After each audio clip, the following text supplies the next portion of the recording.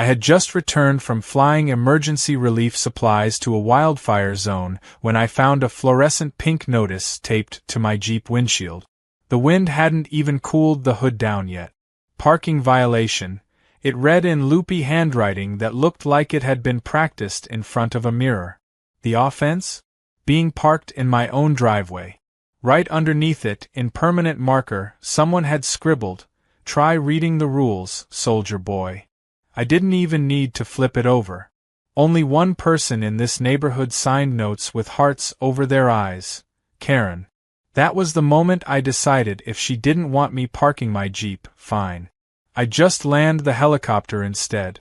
It all started 2 weeks earlier when I bought the Jeep.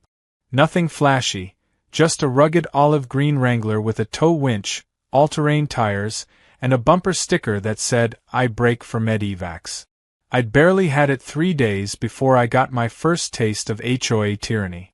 Karen, our self-declared dictator of a board president, strutted up my driveway in her pastel pink tracksuit like she was storming Omaha Beach. Clipboard in one hand, iced latte in the other, she tapped on my driver's side window like she was issuing a citation to a criminal. I rolled it down, curious. She leaned in, fake smile plastered on her Botox-tight face, and said, "This neighborhood has an aesthetic standard, and that thing doesn't meet it." I thought she was kidding at first. I genuinely chuckled. That was a mistake. Karen's eyes narrowed like I'd insulted her poodle.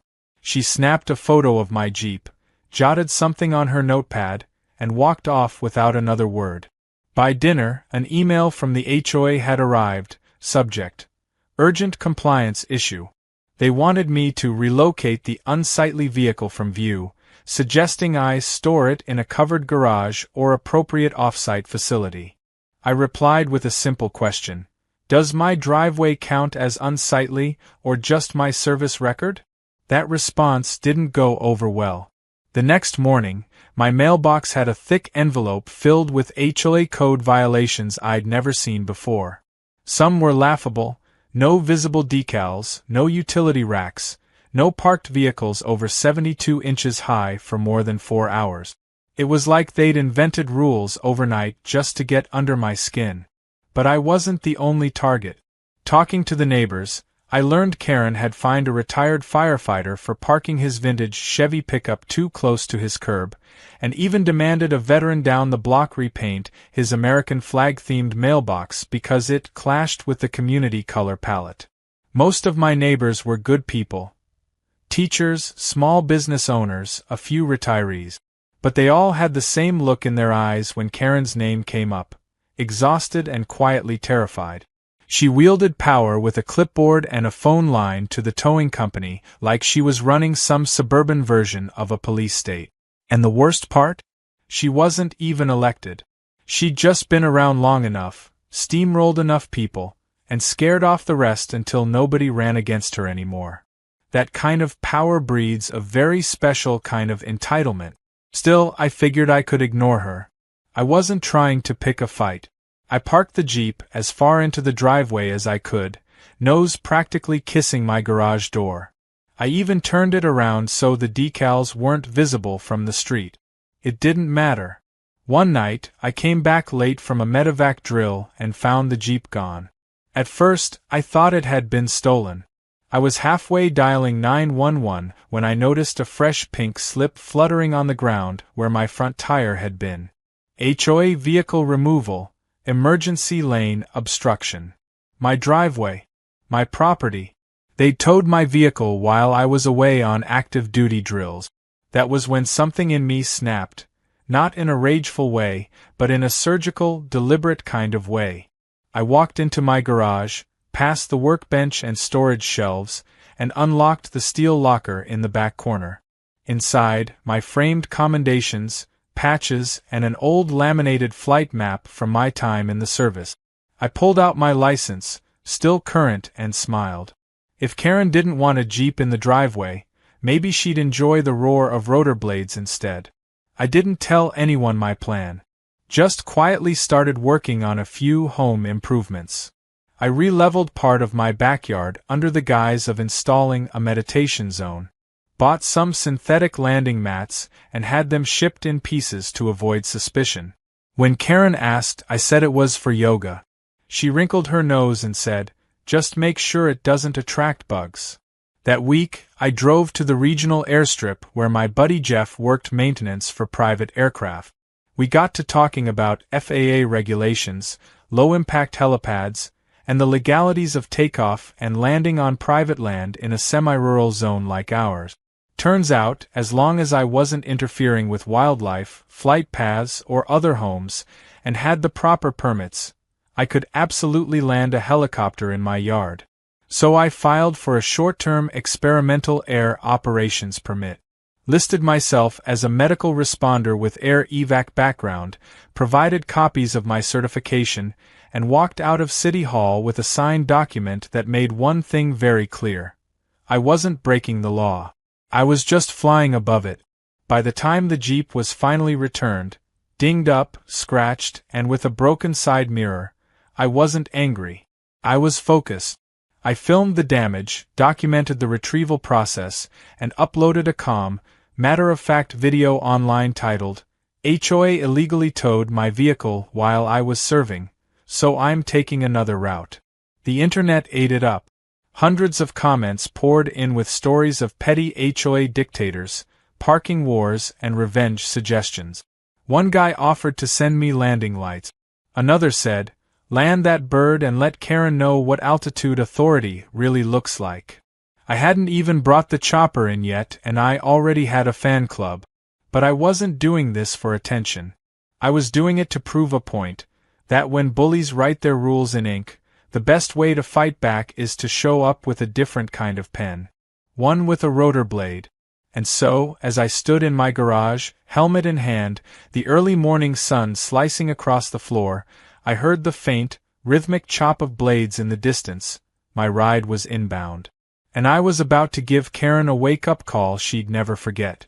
The morning after I finalized the permit, I stepped out onto my lawn, coffee in hand, watching the dew shimmer on the synthetic landing mat I'd spent the last few nights installing. It looked like a simple piece of lawn decor to most. A large, neat circle of leveled turf with weather-resistant edging and discrete LED lights embedded along the perimeter. To Karen, it probably still looked like a suspiciously symmetrical yoga mat. That assumption worked in my favor. She didn't know I'd designed helicopter landing zones in far worse terrain during my service. Compared to that, my backyard was practically a red carpet. A few neighbors walked by and gave me curious glances. Most of them had caught wind of the Jeep drama by now. I gave them friendly waves, playing the long game. I didn't need to rally a mob. I just needed a clear airspace and a solid touchdown point. Karen, on the other hand, was ramping up.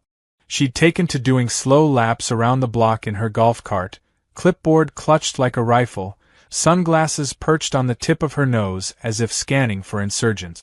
At one point she even drove up to the edge of my property line and snapped a photo of me raking the landing zone. I looked up, smiled, and waved. She didn't wave back. Later that day, a folded flyer appeared in my mailbox. Special Emergency HOA Meeting, 7 p.m. A topic: unauthorized property modifications and possible aviation threats. The phrase, aviation threats, made me laugh so hard I almost dropped my sandwich. I could practically hear her panic, imagining the chaos of her pastel utopia shattered by the sound of rotor blades. It was almost poetic. I decided to attend the meeting, dressed neatly, polite as ever. The community room was already packed. Residents had shown up in numbers I hadn't seen before, probably because word had spread about Karen's increasingly erratic behavior. I took a seat near the back, not saying much. Karen stood at the front like she was commanding a courtroom, laying out a slideshow of blurry surveillance-style photos. Me digging, laying mats, even a zoomed-in shot of me holding a clipboard. She spoke as if I were building a missile silo. "This is a safety issue," she declared. "We cannot allow military-style operations in a peaceful, family-oriented community. The children could be traumatized. The pets might bolt. The property values could plummet." A man in the second row raised his hand. Didn't he serve in the Air Force or something? Army, I corrected gently, standing. And technically, I flew medevac in the Army's aviation branch. There was a murmur of approval. Karen's face pinched like she'd bitten into a lemon. Another resident, a retired nurse named Angela, chimed in. So wait, you're saying he's qualified to land helicopters and you're worried about kids being traumatized by, what, noise? Karen snapped. The HOA has the right to protect neighborhood character. I held up a copy of the Air Operations Permit.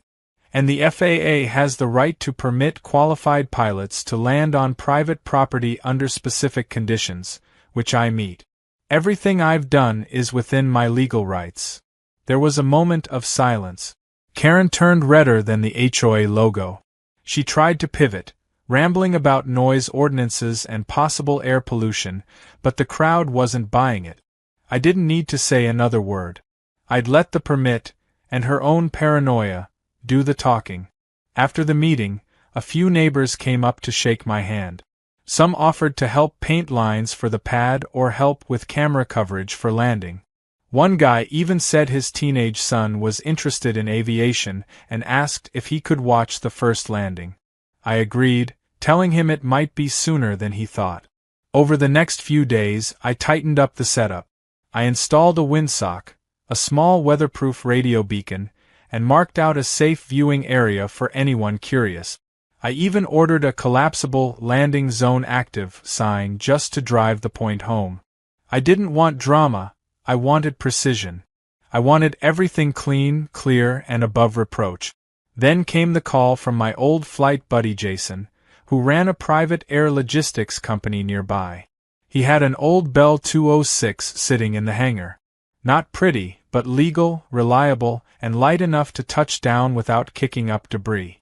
I asked him if he could swing by this weekend. His answer was short. You fueling it or should I? I fueled it.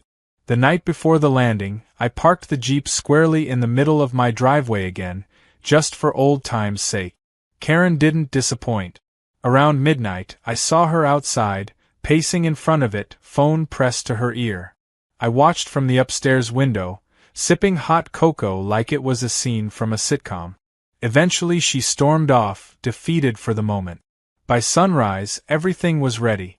I wore my flight jacket, not to flex but because it was chilly and sentimental. The neighbors started gathering casually, pretending to do yard work or walk dogs. A few brought lawn chairs. Karen emerged from her home like a general inspecting a battlefield, eyes darting, face tight. She tried to pretend nothing was happening, but her neck kept craning toward the sound that was slowly rising in the distance. The unmistakable womp-womp-womp of rotor blades echoed through the air. Heads turned. Phones came out. The sun caught the chopper's sleek curve as it emerged over the hill, Jason at the controls. I raised my arm, signaling the approach. Karen actually backed into her yard like the sky was falling.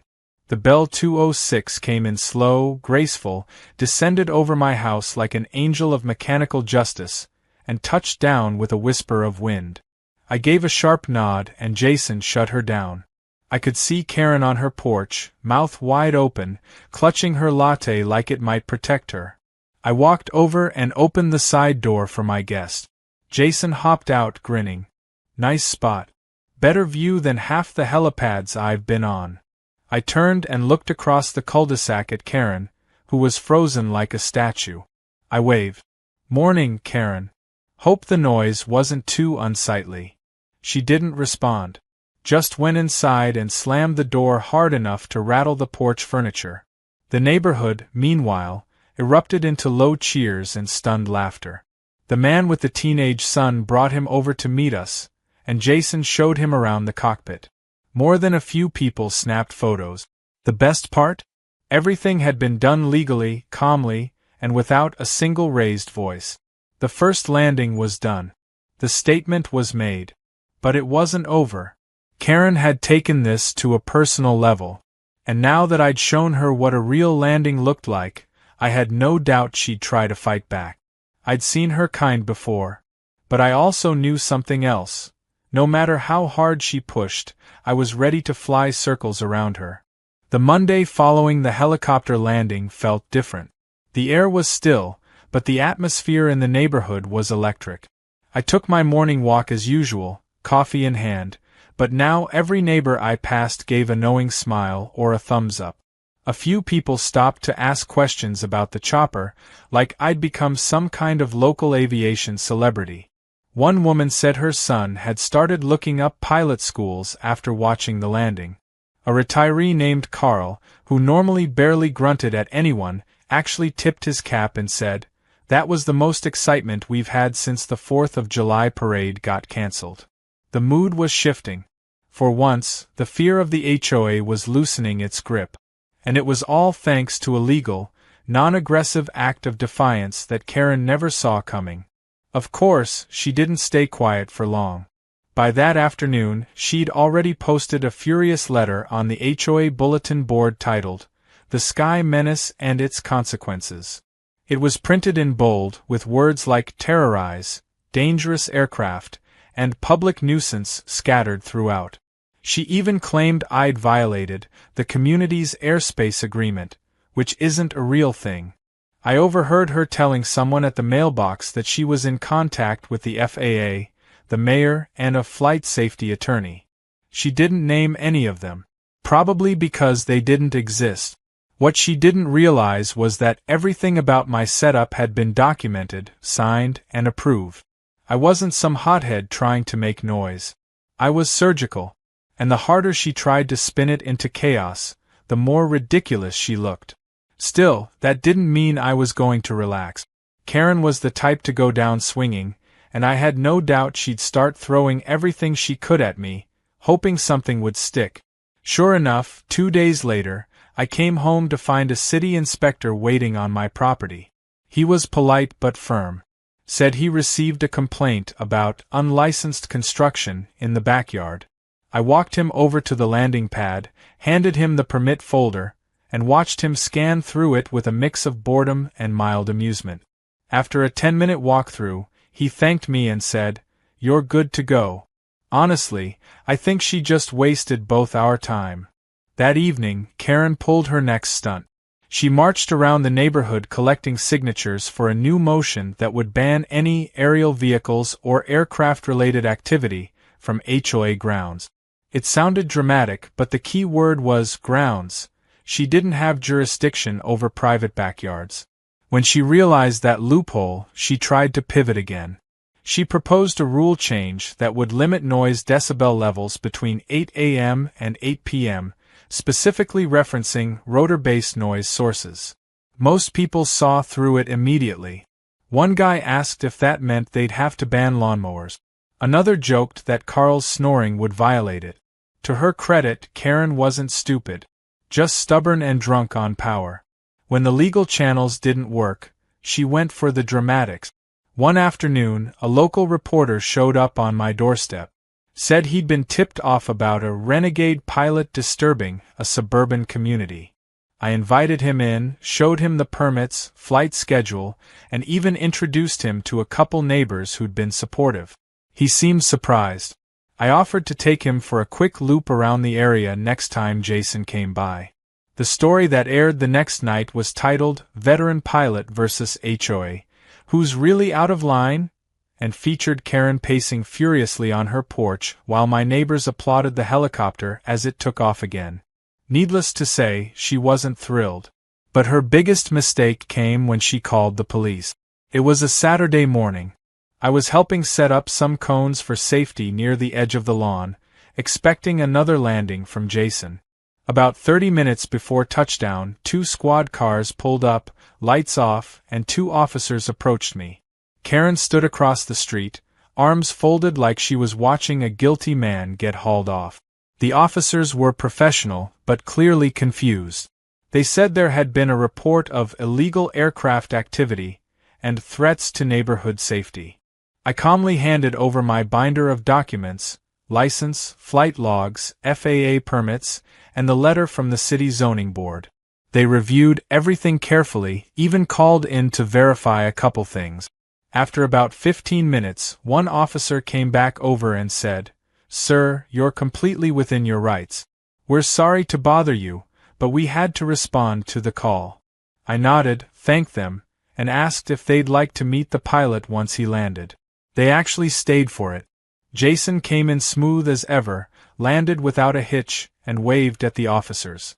They ended up chatting with him for 20 minutes, taking a look inside the cockpit, and eventually shook my hand and left. Karen, still watching from across the street, looked like she'd swallowed a cactus. The fallout from that stunt didn't go Karen's way either. A few neighbors had taken video of the entire encounter. They uploaded it online, adding their commentary about how she was wasting emergency resources and escalating a peaceful situation. The story kept gaining traction. People started making memes. My favorite was a picture of a helicopter hovering above a cartoon Karen screaming into a walkie-talkie, with the caption, "Code Red. He's airborne again." Another clip showed her confronting a neighbor with a measuring tape, trying to prove the landing pad was too close to a bush. Someone edited in dramatic music and titled it, "Karen vs. the Bush, Dawn of Delusion." By now, I was flying in once a week. Not for the drama, but because I could. It was legal, therapeutic, and it kept my flight skills sharp. Jason and I rotated landings, sometimes bringing in small loads of supplies, other times just for the fun of it. Neighbors brought out lawn chairs, kids waved little flags, and one guy even printed shirts that said, "Land it like you mean it." We were basically hosting a suburban air show at this point. But while I was winning the public battle, Karen was simmering beneath the surface. I could feel it. The silence between her public tantrums wasn't surrender, it was build-up. She was plotting something else, something pettier and possibly more dangerous. And sure enough, one morning I found deep scratches across the hood of my Jeep. Not accidental ones, purposeful, deliberate claw marks. No note, no witnesses, no cameras that caught the act. But I knew. She wanted me to feel unsafe, like my victories had consequences. What she didn't know was that this only steeled my resolve. I didn't run to the police. I didn't yell. I documented everything, quietly installed 2 new cameras with night vision, and reinforced my property lines with motion sensors. I contacted my lawyer and added the incident to the growing file on HOA harassment and potential civil claims. Because this wasn't just a petty neighbor feud anymore. Karen had crossed into something worse, obsession. She wasn't trying to enforce rules anymore. She was trying to win a war she couldn't control. And I had no intention of letting her forget who she picked a fight with. Because if Karen thought a few scratches or scare tactics would ground me, she had another thing coming. I wasn't just defending my Jeep anymore. I was defending the sky. It started at 2:17 a.m. with a chime on my phone, an alert from one of the new motion sensors I'd installed around the backyard. I rubbed my eyes, opened the security app, and stared at the grainy black and white footage. The night vision filter made everything ghostly, but I could clearly see a figure moving across the edge of the helipad. Whoever it was crouched down, spray can in hand, and started painting something on the surface. A second figure stood nearby, clearly acting as lookout. I zoomed in and caught a blurry flash of a curly blonde bun and a pink hoodie. Karen. Of course it was Karen. I didn't move immediately. I watched the footage for another few minutes, confirming the vandalism, documenting their faces, and noting the time. Then I quietly got dressed, slipped outside through the side door, and recorded the aftermath up close without alerting them. By the time I stepped back inside, they were gone. The next morning, I walked outside as if nothing had happened. My neighbors who had once tiptoed around HOA politics were now openly taking sides, and more of them were drifting toward mine. I stood at the edge of the helipad, camera rolling, panning over the giant, dripping red letters that now defaced the landing mat. They read "No-Fly Zone" in big uneven strokes, like a child trying to spell doom with finger paint. I turned the camera on myself and said, "Guess some people didn't get the memo about federal air rights. Stay tuned." Then I walked inside, clipped the footage, and sent it straight to my lawyer. By noon, I had the police on site. This time, they didn't need convincing. Between the motion sensor footage, the spray paint evidence, and the history of reports I'd already filed, they had enough to open an official investigation into vandalism and trespassing. One of the officers even commented that I had the cleanest documentation he'd ever seen in a neighborhood dispute. They took statements, collected samples from the paint, and promised to follow up.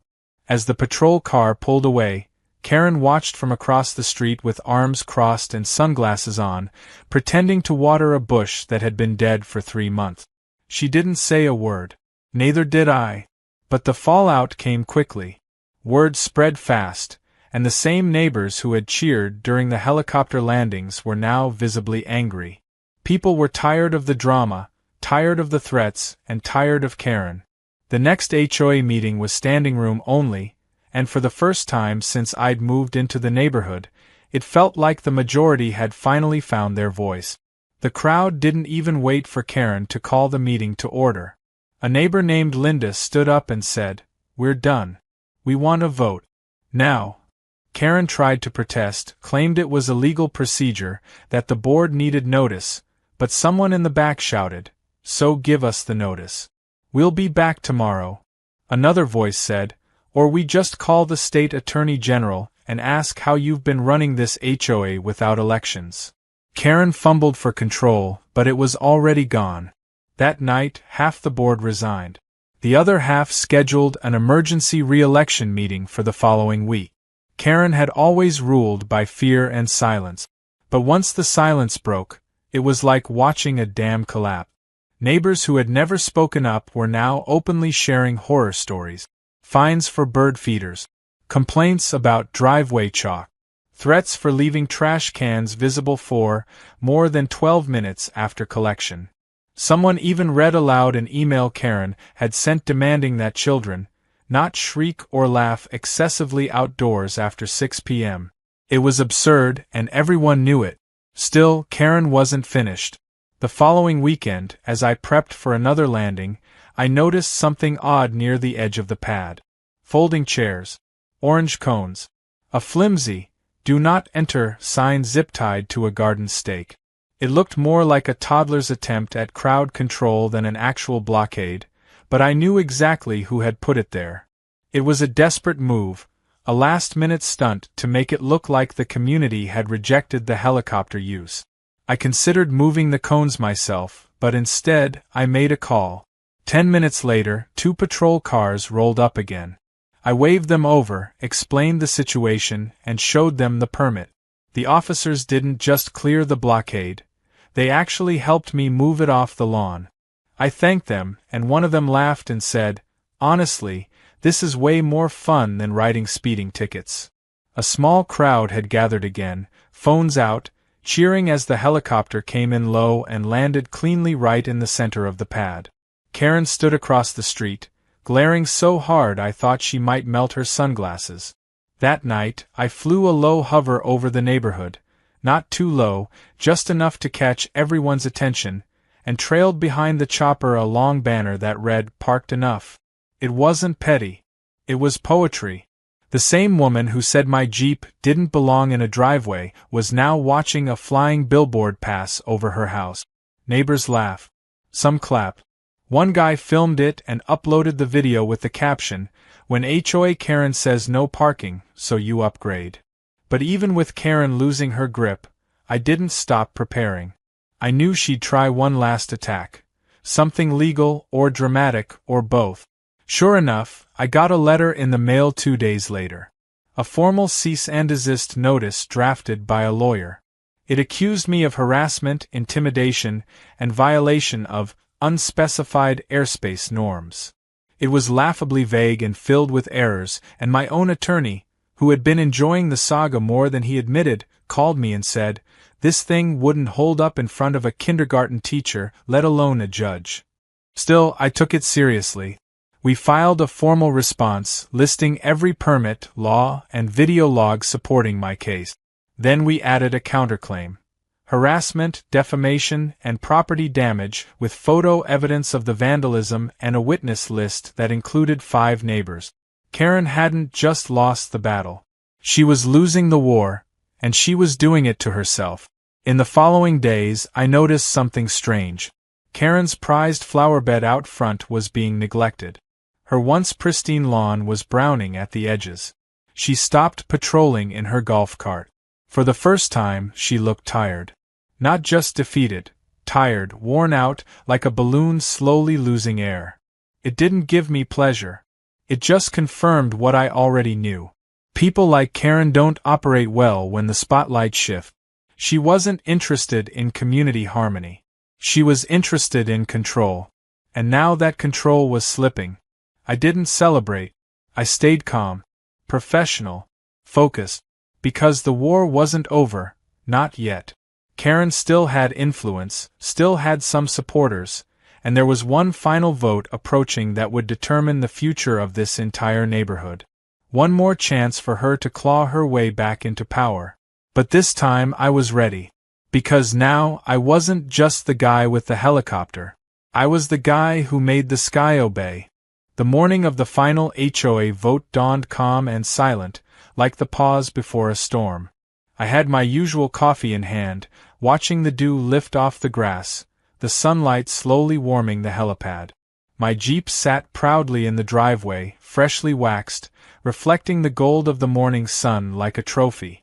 I hadn't moved it since the cease and desist letter arrived.